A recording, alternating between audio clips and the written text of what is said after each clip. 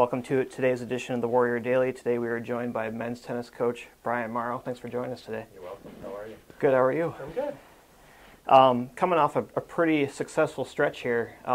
6 out of the past 7 matches you guys have won. 3 home matches last weekend. Walsh, Lake Erie, and Malone that you defeated. Just a really good stretch for you guys. Yeah, we're playing better tennis. The schedule being at home always helps. It's a grueling schedule in the GLIAC, and when you're traveling and playing 2 or 3 matches in a weekend against really good teams, that last match is hard to be ready for. It's hard to have energy, and it's hard when you're playing against the level of teams that we're playing. And I think this weekend we had the benefit of being at home and having the teams come to us, and that obviously helped. And we looked good over the weekend.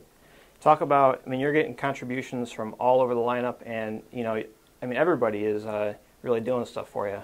I think as a team we're balanced. I've had other years where you always seem to lean on the same guys all the time, and this year, since we've jockeyed our doubles lineup up a little bit, we're now winning pretty consistently.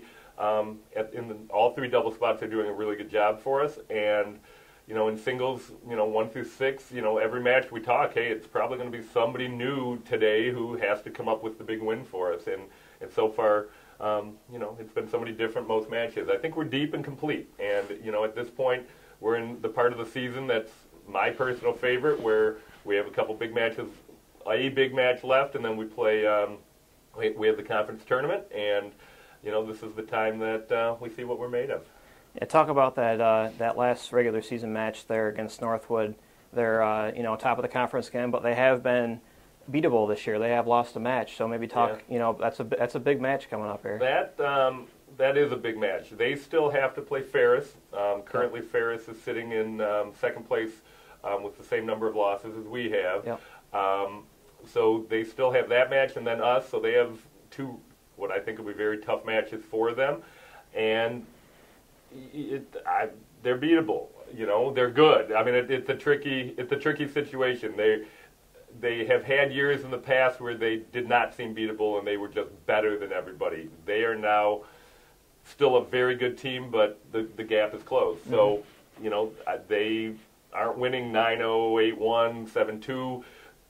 And when you pair them up, they're a beatable team, but a very good team. So I think whatever team against Ferris for them and against us, whatever teams really show up and play their best tennis will be the team that wins. And that's a match that's here.